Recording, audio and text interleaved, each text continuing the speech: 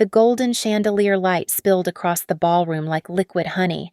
I pressed myself into the corner, champagne flute trembling in my hand. Laughter, clinking glasses.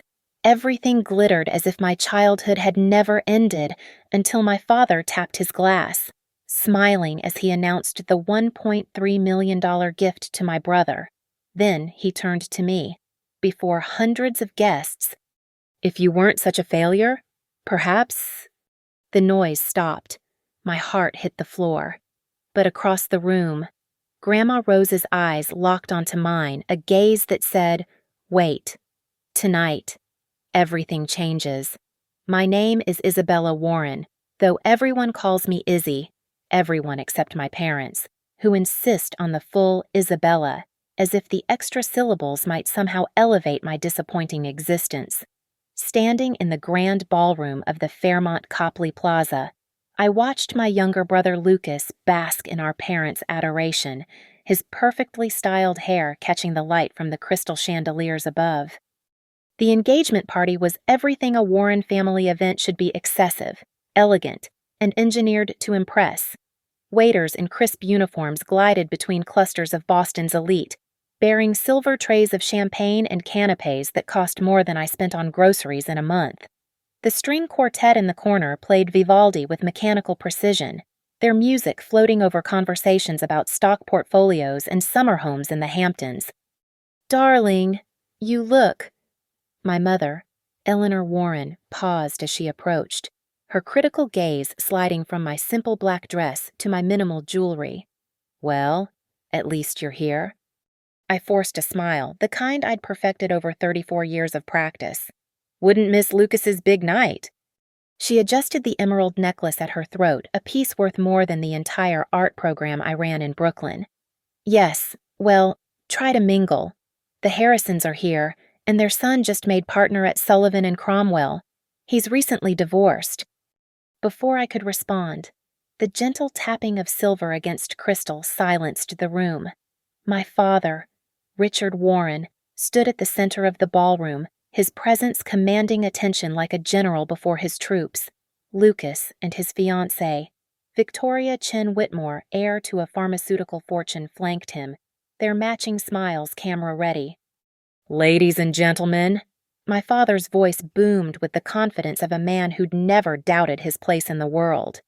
Eleanor and I couldn't be more thrilled to celebrate Lucas and Victoria's engagement.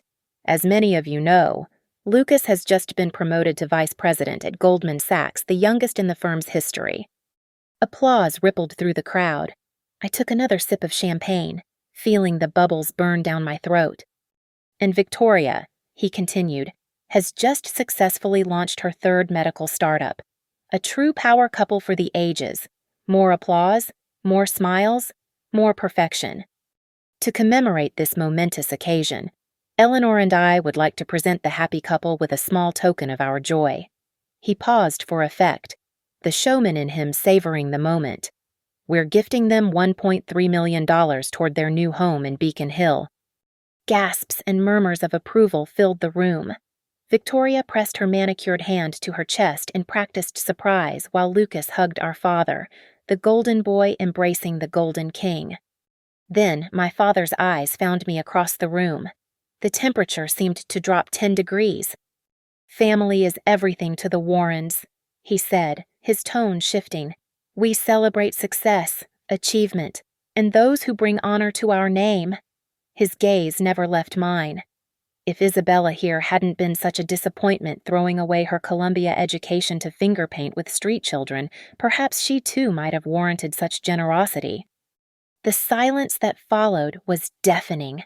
200 pairs of eyes turned to stare at me, some with pity, others with the barely concealed delight of witnessing prime gossip material. My cheeks burned, but I kept my chin high, fingers white-knuckled around my champagne flute. "But we can't all be winners, can we?" He raised his glass. To Lucas and Victoria. To Lucas and Victoria, the crowd echoed, eager to move past the uncomfortable moment. As conversations resumed and the quartet began playing again, I stood frozen, a statue in a sea of motion. This wasn't the first time my father had humiliated me publicly, but something about tonight, the calculated cruelty, the timing, the sheer malice cut deeper than usual. Through the blur of unshed tears, I saw her Grandma Rose, my father's mother, sitting at a corner table. While others had looked away in embarrassment or leaned in to whisper, she stared directly at me. At 87, Rose Warren was a force of nature wrapped in vintage Chanel. Her eyes, the same green as mine, held something I couldn't quite read. Not pity, not sympathy. Promise. She raised her champagne glass slightly, a gesture so small only I would notice. Then she mouthed two words that made my spine straighten. Not yet. The Warren estate in Newport stood like a monument to old money and older expectations. Growing up within its limestone walls and manicured gardens, I learned early that love in our family came with conditions strict, unforgiving conditions that I could never quite meet. I was 7 when I first understood I was different. Lucas, then 5, had just won his first junior tennis tournament. The trophy, a gaudy gold cup that seemed enormous in his small hands, took center place on the mantel in Father's study. That same week, I'd won first place in the Rhode Island Young Artists competition, my watercolor of the ocean view from our estate beating out entries from kids twice my age. Where should we put Izzy's certificate? I remember asking my mother, clutching the framed award. She'd barely glanced up from her charity gala planning. Oh, darling, just put it in your room somewhere. We can't clutter the main house with every little school project. But Lucas's trophies weren't clutter. They multiplied over the years: lacrosse, sailing, debate team, each one polished and displayed like religious artifacts. My art awards, meanwhile, accumulated in boxes under my bed, hidden treasures in a house that valued different kinds of gold. The comparisons were constant, served with breakfast and tucked into bedtime. Lucas made the honor roll again. Isabella, when will you stop doodling and focus on your studies? Lucas's coach says he could get a full ride to Harvard. Isabella spends her time painting flowers. Lucas understands the value of networking. Isabella hides in her room with her easel. By the time I was 12, I'd learned to make myself small, to apologize for the space I took up in family photos. Lucas wasn't cruel, he was simply oblivious, floating through life on a current of approval I could never catch. He'd sometimes find me crying in the garden shed I'd converted into a makeshift studio. "Why are you sad, Izzy?" he'd ask, genuine concern in his voice. How could I explain that I was drowning in a house full of people who couldn't see me? The only person who truly saw me was Grandma Rose. While my parents attended their endless social obligations, Rose would slip into my shed studio, bringing tea and shortbread cookies she'd baked herself a scandal in a house full of staff. "Show me what you're working on," she'd say, settling into the rickety chair I'd salvaged from the garage. She never offered false praise. If a painting wasn't working, she'd tilt her head and say, "The emotion is there, but you're holding back. Art demands honesty. Isabella, be brave enough to bleed on the canvas." Rose had been a literature professor before marrying my grandfather, a titan of industry who'd built the Warren fortune. She'd published poetry under a pseudonym, something my father dismissed as grandmother's little hobby. But I'd found her books in used bookstores, pages full of raw beauty and rebellion that seemed impossible coming from the elegant woman who graced our family dinners. "Your grandfather loved my mind first," she told me once, watching me struggle with a particularly difficult oil painting. "Money came later. Remember that. Isabella, passion before profit, always." But passion didn't pay for Columbia University, and at 18, I surrendered. My acceptance to the Rhode Island School of Design went into the trash, replaced by an economics degree I never wanted. I told myself it was temporary, that I'd paint on weekends, that I could have both worlds. Finally, some sense, my mother had said, signing the Columbia deposit check with a flourish. "You'll thank us one day." I spent 4 years in New York feeling like a fraud, my fingers aching for paintbrushes while they typed financial reports. Lucas breezed through Harvard, each achievement another pearl on the string of family pride. his graduation photo confident smile, perfect posture. Our parents beaming beside him still hangs in the main hall. Mine is in a drawer somewhere, my forced smile not quite reaching my eyes. The breaking point came during my 5th year at Morrison & Associates, an investment firm where I'd learned to hide my paint-stained fingers and speak fluently about market trends I couldn't care less about.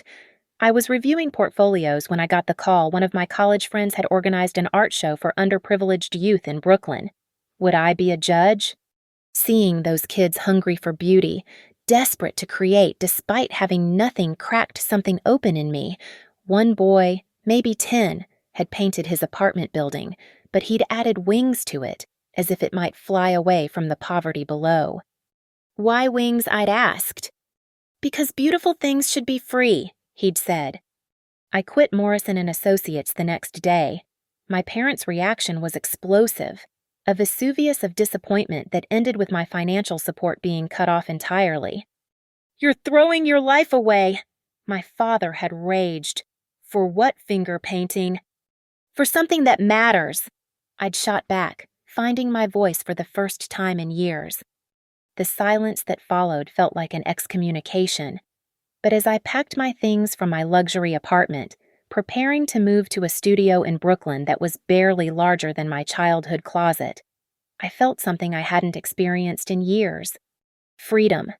The first month without my family's money taught me more about life than 4 years at Columbia ever had. My Brooklyn studio apartment was a far cry from the Upper East Side penthouse my parents had provided exposed pipes, a radiator that clanged like a ghost in chains, and a kitchen so small I could touch both walls with my arms outstretched. But it was mine, paid for with freelance design work and the meager savings I'd managed to hide. I remember standing in that empty space, holding a box of my art supplies, the only things I'd truly cared about saving, and feeling both terrified and alive. The walls were water-stained and cracked, but all I saw were canvases waiting to be filled. Starting the free art program for underprivileged kids wasn't planned. It began with Maria, my downstairs neighbor's daughter, who'd watch me carry canvases up 4 flights of stairs. One day, she asked if I could teach her to draw. Her mother, working 3 jobs, offered to pay me with homemade tamales. I can't take your food, I'd protested. Then you insult me, she'd replied firmly. Everyone needs to eat.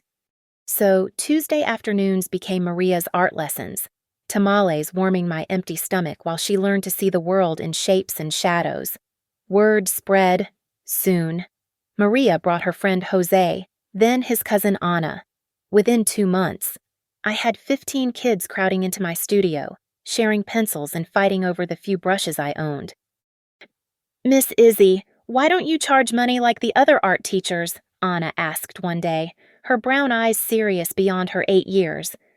Because art shouldn't only belong to people who can afford it, I said, remembering my own childhood studio filled with supplies I'd taken for granted. The program grew organically. I taught in community centers, church basements, wherever they'd give us space. I learned to stretch every dollar, haunting art supply stores for sales, accepting donations of half-used paint tubes and broken crayons. My hands, once manicured for corporate meetings, became permanently stained with acrylics and hope. Lucas visited once, 3 years into my new life. He'd climbed the stairs to my apartment in his $1,000 shoes, his face a mask of barely concealed horror. Jesus, Izzy, this place is a dump. It's home, I said simply, offering him instant coffee in a chipped mug, the only kind I had. He'd perched on my salvaged couch like it might contaminate his designer suit. Mom and Dad would take you back. Just apologize. Come back to finance. They've already got a position lined up at... I'm not interested. You're teaching kids who probably won't even finish high school. What's the point? I thought of Jaden, who'd started carrying his sketchbook everywhere, drawing instead of fighting, of Sophia, whose paintings of her grandmother were so full of love they made viewers cry, of the way their faces lit up when they created something from nothing. The point is that they matter, I said. Their stories matter. Their dreams matter. Lucas left after 20 minutes, pressing a check into my hand, for groceries. I used it to buy canvas for the kids. My parents' campaign to bring me back intensified over the years. They'd send relatives to assess my situation, each visit ending with offers of money, connections, help, all with strings attached like puppet wires. You're embarrassing the family," my mother said during one particularly nasty phone call. "People ask about you, and we don't know what to say." "Tell them the truth. I teach art to children." "Don't be deliberately obtuse, Isabella. You're wasting your potential. You could have been, what, another Lucas, another trophy for your collection." The silence stretched between us like an ocean. "You were given every advantage," she said finally, her voice cold. "And you threw it all away." "No," I said, surprising myself with the steadiness in my voice. "I threw away your plan for my life. There's a difference." She hung up. We didn't speak for 6 months after that. But the kids kept coming. The program grew. Local artists started volunteering. We got our first grant small, but enough to rent a proper space. The day we moved into the warehouse-turned-studio in Bushwick, the kids made a banner, "Miss Izzy's Art House." Crooked letters, paint drips, absolutely perfect. "Look, Miss Izzy, Maria, now 13 and planning to apply to art school, pointed to the wall she'd claimed. This is where I'm going to paint my masterpiece." Standing in that raw space, surrounded by eager faces and endless possibility, I felt richer than I'd ever been in my parents' mansion. My bank account was nearly empty, my clothes were thrift store finds, and I hadn't been to a salon in 2 years. But I had found something my family's money could never buy. Purpose. Still, on nights when the heat was cut off or when I counted pennies for subway fare, I'd lie awake wondering if I was fooling myself. The Warren voice in my head, the one that sounded like my father would whisper about failure, about disappointment, about the daughter who could have been somebody. But then morning would come, and with it, another chance to prove that somebody didn't have to mean what they thought it did. The invitation had arrived 3 weeks ago, thick cream cardstock with gold embossing that probably cost more than my monthly Metro card. I'd almost thrown it away. Unopened Warren family events had become exercises in endurance, but something made me slide my finger under the wax seal. "Mr. and Mrs. Richard Warren request the honor of your presence at the engagement celebration of Lucas Warren and Victoria Whitmore." My first instinct was to decline. Send a polite note, claim a scheduling conflict, avoid another evening of barbed comments and pitying looks. But then I'd found the letter from Grandma Rose, tucked between the pages of an art book she'd given me years ago. "My dearest Isabella, by the time you read this, you'll have discovered that courage isn't the absence of fear, it's showing up despite it. The Warrens have always confused worth with wealth. But you, my darling girl, know better. Your grandfather built an empire, but you're building something far more valuable, a legacy of the heart. Never let them make you small. You are my truest heir. Walk your own path, even when it leads through storms. All my love, Rose." The letter was dated 5 years ago, right after I'd started the art program. How like Rose to hide encouragement where I'd find it when I needed it most. Now, standing in my apartment at 6:30 p.m., I held up 2 dresses. The black one safe, invisible, the uniform of someone trying not to be seen. The burgundy one a thrift store find. I'd altered myself. Bold and unapologetic. Rose's words echoed. Never let them make you small. I chose burgundy. The Uber ride from Brooklyn to Copley Square felt like traveling between worlds. Outside my window, the city transformed from bodegas and graffitied walls to boutiques and doormen. By the time we pulled up to the Fairmont, I felt like an imposter in my own skin. "Have a wonderful evening, miss," the driver said. "Thank you." I managed, though wonderful seemed unlikely. The hotel lobby buzzed with familiar faces, society photographers, business associates, family friends who'd known me since I was in diapers. I kept my head high, practicing the breathing exercises I taught my students before art shows. Isabella, Aunt Patricia, my mother's sister, materialized beside me, her eyes scanning my dress with barely concealed judgment. "We weren't sure you'd come." "Wouldn't miss it," I lied smoothly. How's your little project?" She said project like others might say disease. "The program's thriving. We just received a grant from the National Endowment for the Arts." Her smile tightened. "How nice. Your mother's in the blue room if you want to say hello." I didn't, but I nodded anyway. The cocktail hour was a minefield of awkward encounters. Cousins who asked when I'd come to my senses. Family friends who remembered when I had such potential. Business associates of my father's who looked through me like I was transparent. I nursed a single glass of champagne, counting minutes until I could respectably leave. "Izzy." I turned to find Charlotte Pemberton, a girl I'd known since prep school who now ran a lifestyle blog about charity galas and wine tastings. "Charlotte," I said, bracing for impact. "I heard about your art thing. My housekeeper's daughter went to one of your classes." She leaned in conspiratorially. "She actually seems really talented. Do you think could someone like her actually make it in art?" "Someone like her." Charlotte flushed. "You know what I mean." "I do," I said quietly. "And yes, talent doesn't care about zip codes." She shifted uncomfortably, then brightened. "Oh, there's Senator Morrison. I must say hello." She fluttered away, leaving me alone again. I was contemplating escape when I saw her Grandma Rose, holding court in a corner, resplendent in vintage Dior. Even at 87, she commanded the room. Our eyes met across the crowd, and she beckoned with one jeweled hand. "Darling girl," she said as I approached, dismissing her circle of admirers with a gracious smile. "You wore the burgundy." "Good." "How did you—" "I know you, Isabella, better than you think." She studied me with those sharp green eyes. "You look tired." "I'm fine."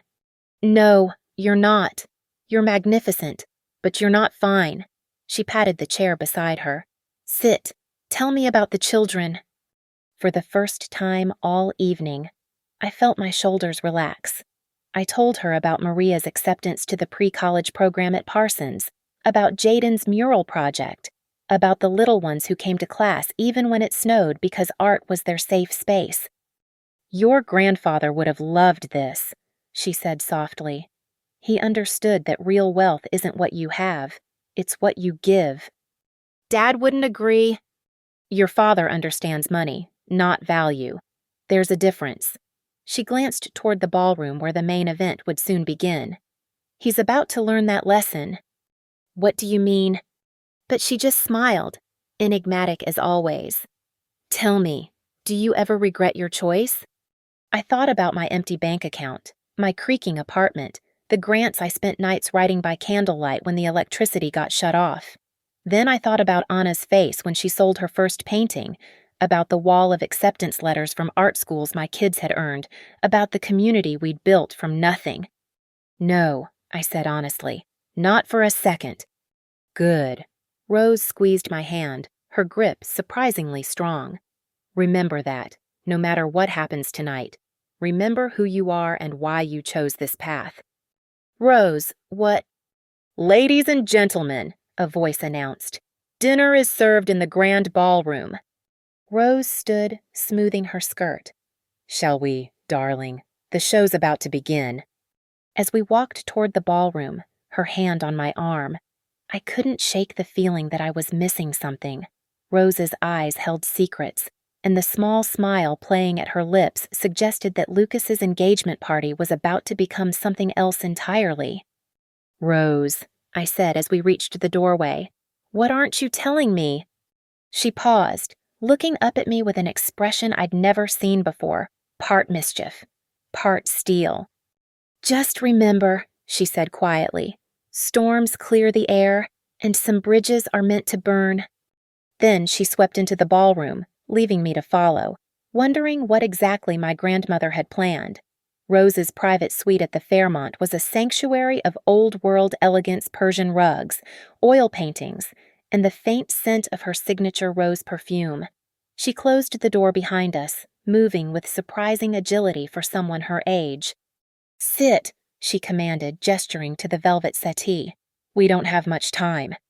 "Rose, what's going on? Why did you bring me up here?" She moved to the window, gazing down at the glittering lights of Boston.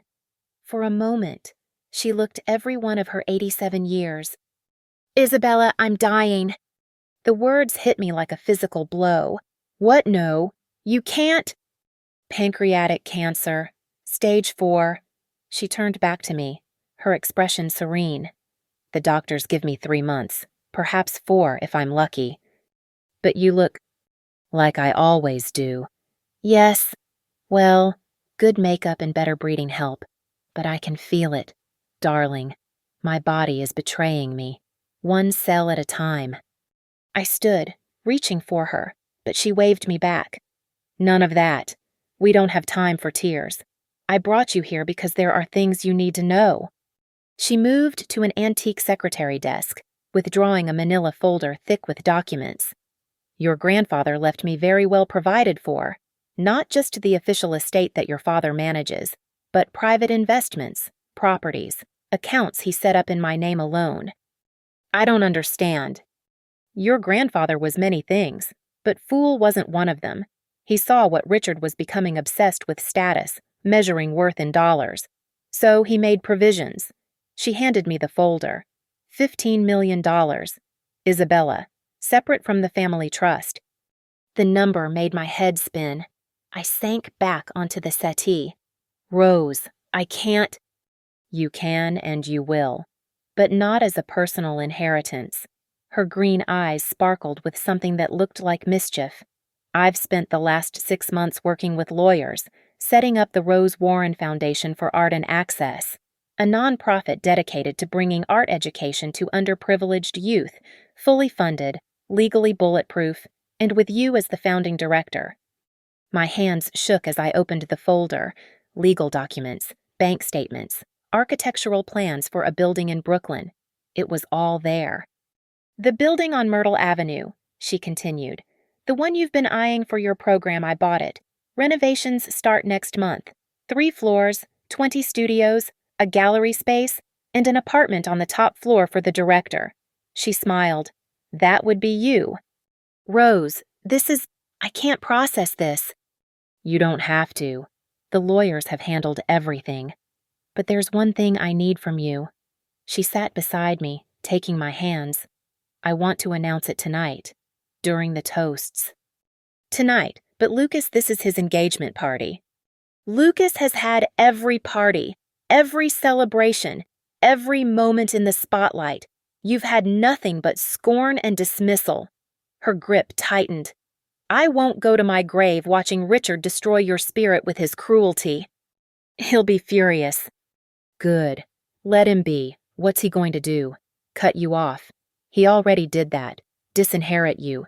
You were never getting anything anyway." She leaned back, a warrior preparing for battle. "Your father needs to understand that there are consequences for cruelty. That money isn't the only power in this world." "But the family?" "The family has failed you. Every last one of them chose comfort over courage, chose to stay silent while Richard humiliated you year after year." Her voice hardened.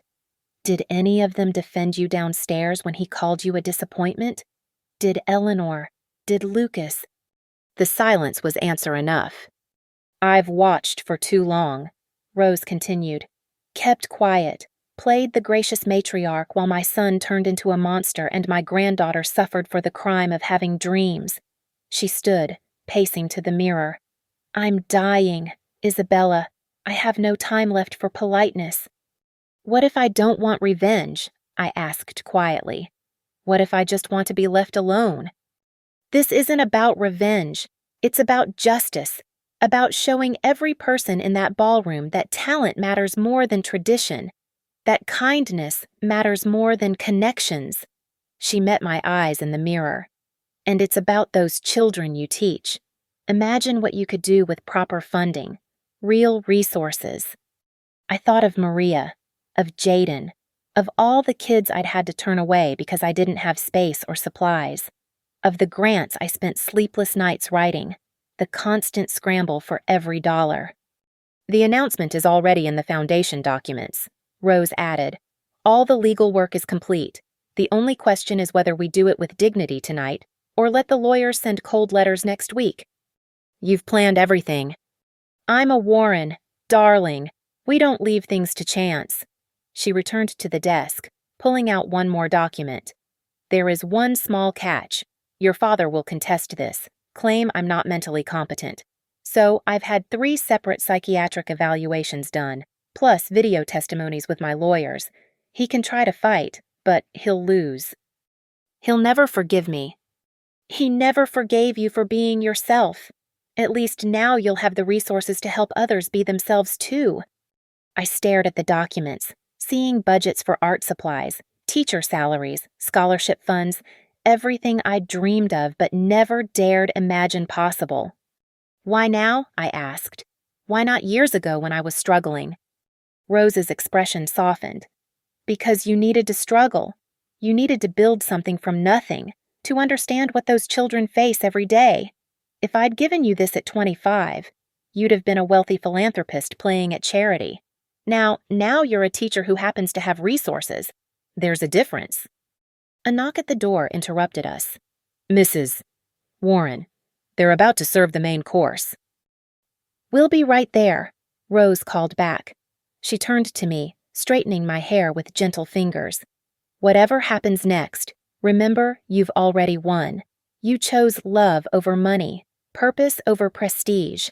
The foundation is just tools to continue what you've already started. And if I say no, if I ask you not to do this? She studied me for a long moment. Then I'll respect your wishes. But I'll die disappointed, knowing I failed to give you the one thing you've never had: someone publicly choosing you, defending you, declaring your worth to the world.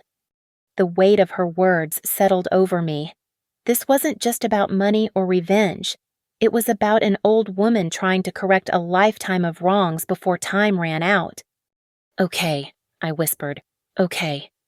Rose smiled, the expression transforming her face. That's my girl. Now, let's go give them a show they'll never forget. As we walked back to the ballroom, arm in arm, I felt like I was walking to my execution and coronation all at once.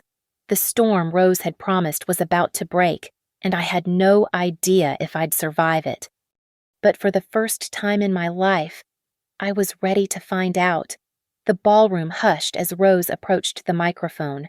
She moved with the measured grace of someone who had commanded rooms for decades, her vintage Dior catching the light like armor.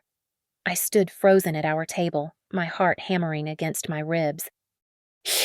Good evening, everyone, Rose began, her voice carrying to every corner of the room.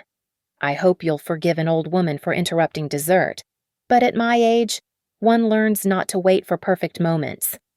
Polite laughter rippled through the crowd. My father smiled indulgently from the head table, no doubt expecting a sentimental toast about family legacy. My mother adjusted her posture, ready to accept gracious compliments about raising such accomplished children. I've been thinking about legacy lately, Rose continued, about what we leave behind, what truly matters when the curtain falls. She paused, her eyes finding mine across the room. My late husband built an empire. My son Richard has expanded it admirably. My grandson Lucas continues the tradition. The Warren name stands for success, for achievement, for power. My father's chest puffed with pride. Lucas straightened his shoulders. But tonight, I want to talk about a different kind of success. Rose's tone shifted, steel entering her voice. The kind that doesn't appear on balance sheets or in society pages. The kind that changes lives without fanfare or recognition. A subtle tension crept through the room. My mother's smile faltered slightly. 5 years ago, my granddaughter Isabella made a choice that this family deemed a failure. She walked away from a lucrative career to teach art to underprivileged children in Brooklyn. Rose let the words hang in the air. She was mocked, ridiculed, cut off financially, called a disappointment by her own father in rooms just like this one. The temperature in the ballroom seemed to drop. My father's face darkened, his jaw clenching.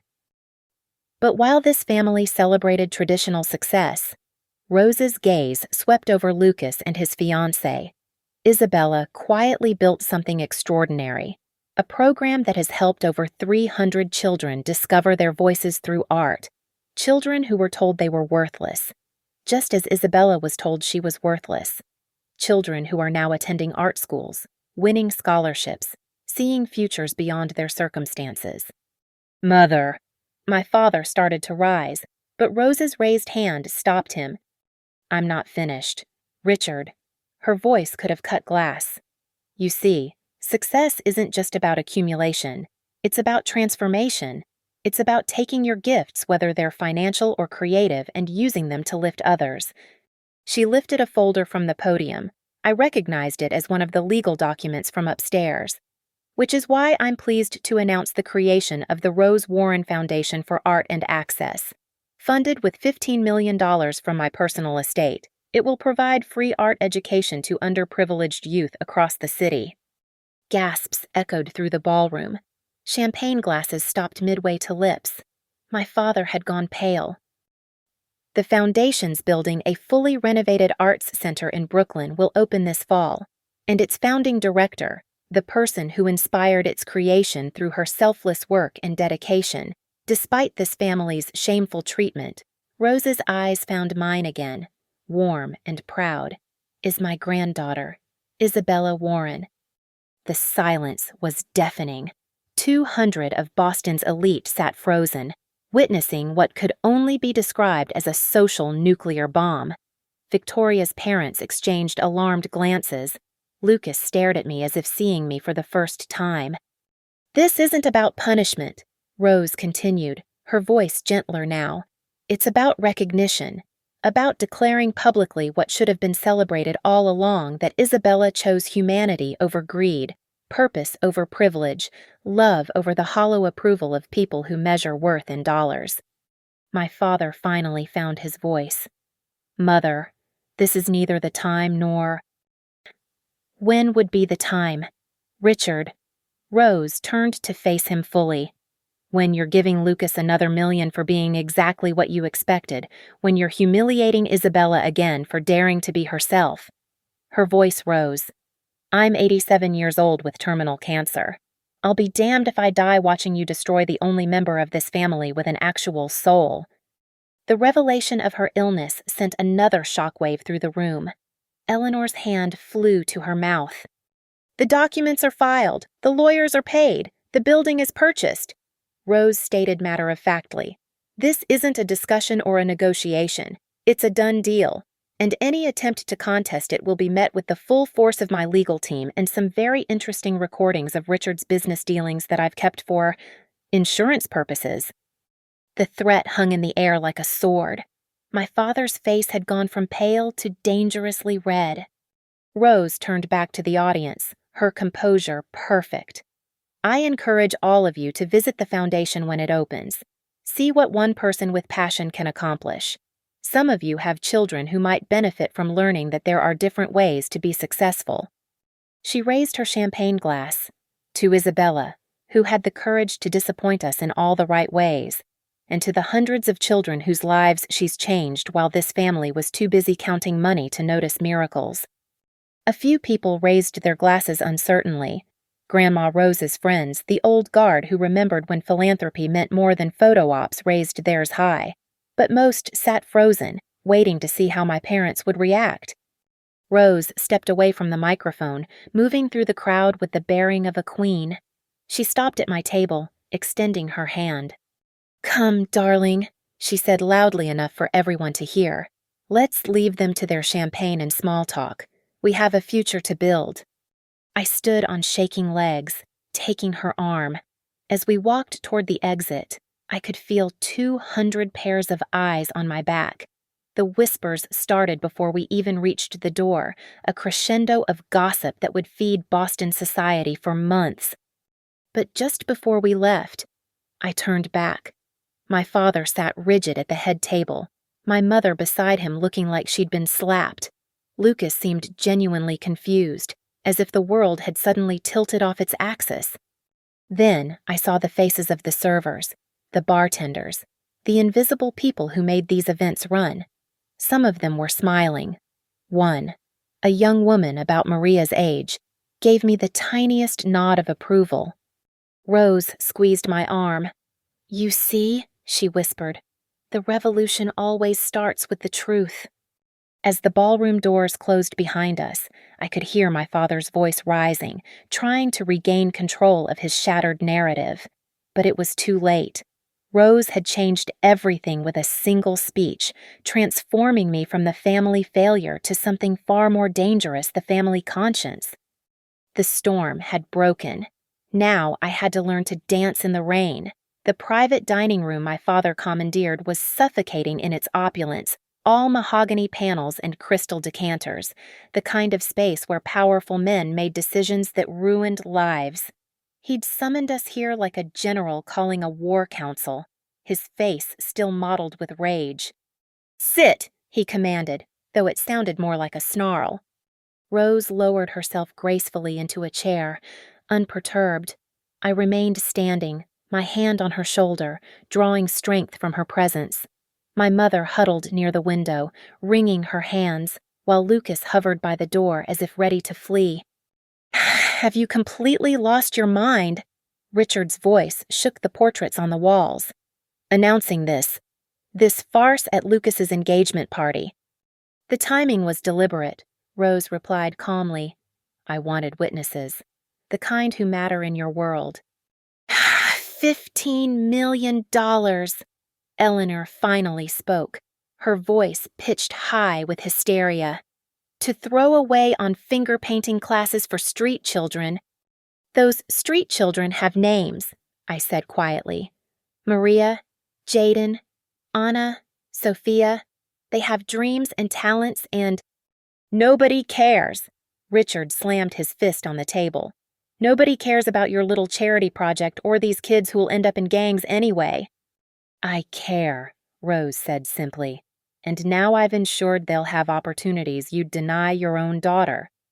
"This is about spite," Eleanor accused, pointing a manicured finger at Rose. "You've always resented us for not coddling Isabella's childish fantasies."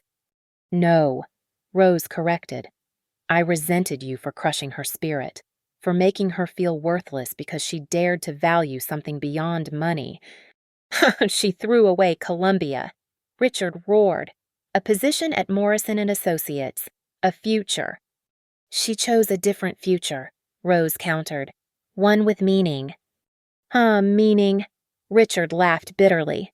"She lives in squalor. She begs for grants. She's 34 years old with nothing to show for it but paint-stained hands and a worthless nonprofit." "The nonprofit is worth $15 million now," Rose reminded him sweetly.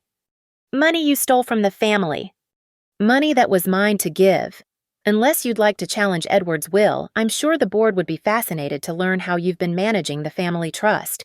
Those Cayman Island accounts are particularly interesting." The threat landed like a blade. Richard's face went white, then red again. "You recorded me." Edward recorded everything. I simply inherited his files along with his fortune. Rose's smile was razor sharp. "Insurance," he called it, against ambitious sons who might forget their place. "This is blackmail," Eleanor gasped. "This is balance," Rose corrected. "You've held financial power over Isabella for years, used it to punish her for not conforming. Now she has power of her own. Equal footing at last." Lucas, who'd been silent until now, suddenly spoke. "Izzy, come on. You can't actually want this. It's embarrassing. Mom and Dad are right. This whole thing makes us look like we're at war with each other." I turned to my brother, seeing him clearly for perhaps the first time. "We've been at war since we were children. Lucas, you just never noticed because you were winning." "That's not I never meant." "Every trophy that got displayed while my art was hidden, every celebration of your achievements while mine were dismissed, every time you stayed silent when Dad humiliated me." My voice remained steady, though my heart raced. You benefited from their favoritism and never once questioned it. Because it wasn't my fault, Lucas protested. I didn't ask to be the favorite. No, but you never asked why I wasn't worthy of love either. The room fell silent.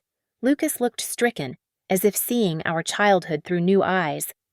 This foundation, Richard said, his voice now cold and controlled. You'll dissolve it. Tell the lawyers it was a misunderstanding. Mother is obviously unwell. I have documentation from 3 separate psychiatrists confirming my mental competence. Rose interrupted. Video depositions with attorneys. Witnesses to every signature. You can try to contest it, Richard, but you'll lose. And the publicity. She let the threat hang. You dragged the Warren name through the mud. You've dragged Isabella's name through the mud for years. Turnabout seems fair. She's my daughter. I had every right to... To what? I stepped forward, years of silence finally breaking. To mock me, belittle me, make me feel like a failure for choosing compassion over cash. To guide you. He stood, towering over me the way he had when I was small. To push you toward success. Your version of success, never mine. Because yours is childish naive. The world doesn't run on finger paintings and good intentions. No, I agreed. But my corner of it does, and now I have the resources to expand that corner. Resources that should go to Lucas, to the future of this family. I am this family too. The words erupted from somewhere deep inside. I have always been part of this family, no matter how hard you tried to erase me. Eleanor made a small, wounded sound. We never tried to erase you. Every family photo where I was asked to stand in the back, every party where my achievements went unmentioned, every time you introduced Lucas as your successful child, as if I didn't exist, I turned to face her fully. You erased me in 1,000 small ways. Mother, death by 1,000 cuts, each one delivered with a smile. If you do this, Richard's voice dropped to a whisper, more frightening than his shouts. You're done. No more family events. No more Christmas dinners. No more anything. You'll be dead to us. Richard Eleanor protested weakly. No. He cut her off. She wants to stand with Mother against us, fine. But choices have consequences. Rose stood slowly, dignity radiating from every movement. Yes, they do. And you're about to learn that lesson. She turned to me. Isabella, dear, I believe we're finished here. You walk out that door, Richard warned, and you're no longer my daughter. The words should have hurt. A month ago, they would have destroyed me. But standing there, with Rose's strength beside me and the knowledge of what awaited the foundation, the children, the future I'd build, I felt only sadness for the man who'd never learned to love anyone who didn't mirror his own ambitions. I haven't been your daughter for years, I said quietly. I've only been your disappointment. At least now I can disappoint you with $15 million worth of purpose. Don't forget the building, Rose added helpfully. Prime Brooklyn real estate. Excellent investment potential. Richard's face contorted with rage. But before he could speak, Rose delivered her final blow. Oh, and Richard the Wall Street Journal will be running a feature on the foundation next week. I gave them an exclusive. They were particularly interested in the contrast between old money hoarding wealth and new philanthropy changing lives. She smiled sweetly. I may have mentioned your name. Often. We left them there, Richard speechless with fury, Eleanor weeping quietly. Lucas looking lost. As the door closed behind us, I heard my father's voice, low and venomous. This isn't over. No, Rose agreed, though only I could hear. It's just beginning. The Boston night air hit my face like a benediction as we stepped out of the Fairmont. The valet had already called Rose's car, and we stood on the sidewalk, the sounds of the city a symphony after the suffocating silence of that room. Are you all right? Rose asked, studying my face under the streetlights. I don't know, I admitted. I just lost my family. No, Darling, you just revealed they were never really your family at all. She touched my cheek gently. Family doesn't require you to shrink yourself to fit their expectations. The car arrived, and Rose's driver helped her inside. I slid in beside her, my mind still reeling from everything that had happened. "Do you regret it?" I asked as we pulled away from the hotel. "The announcement, the way you did it." "My only regret is waiting so long." She took my hand, her skin paper thin but warm. "I should have stood up for you years ago, should have been the voice you needed when you were young and vulnerable. You were always there when it mattered. Not publicly. Not when it counted." She gazed out at the city lights blurring past. Richard learned cruelty from his father, though Edward was subtle about it. I spent 50 years keeping the peace, playing the gracious matriarch while my family turned cold. Cancer has a way of clarifying one's priorities. We rode in comfortable silence until we reached the Brooklyn Bridge. As we crossed over, leaving Manhattan's glittering towers behind, I felt something shift inside me, a loosening of chains I'd worn so long I'd forgotten they were there. "Tell me about the building," I said, needing to think about the future rather than the past. Rose's face lit up. 3 stories, corner lot, beautiful bones. The architects have already drawn up plans, studios flooded with natural light, a kiln room, digital labs for the older kids interested in graphic design. The gallery space faces the street, with huge windows so the community can see the art being made. And the apartment, top floor, nothing fancy, but it's yours. A real home, not that cave you've been living in. She squeezed my hand. You can walk downstairs to work, watch your kids create miracles, build the life you were meant to live. By the time we reached my apartment building, it was past midnight. Rose insisted on walking me to my door, though I could see the exhaustion written in every line of her body. When will you tell me the truth about the cancer?" I asked as I unlocked my door. "How bad it really is." Her smile faltered. 3 months, maybe 4. The doctors want me to do chemo. But what's the point? I'd rather spend my remaining time setting things right. Rose, no tears. Not tonight. Tonight we celebrate. She cupped my face in her hands. You stood up to them, Isabella. You found your voice and used it. That's worth more than any inheritance. I couldn't have done it without you. Yes, you could have. It just would have taken longer. She kissed my forehead. Get some rest. Tomorrow, we start building your legacy. I watched her make her way back to the car, still regal despite everything. As her taillights disappeared into the night, my phone began buzzing. Texts, missed calls, voicemails the Warren network activating, choosing sides, spreading gossip. I turned it off without reading any of them. Inside my tiny apartment, I sat on my paint-stained couch and tried to process the evening. In a few hours, I'd gone from the family disappointment to the head of a $15 million foundation. I'd gained a future and lost my past. The price of freedom, it seemed, was everything I'd thought I needed to survive. But as I looked around my cramped space at the canvases stacked against walls, the children's artwork covering my refrigerator, the thank you notes from parents whose kids had found hope through art, I realized I'd already been surviving. More than that, I'd been living, just not in a way the Warrens could understand. My laptop chimed with an email. Against my better judgment, I opened it. It was from Maria, my first student, now at Parsons. Miss Izzy. Someone just sent me an article about what happened tonight.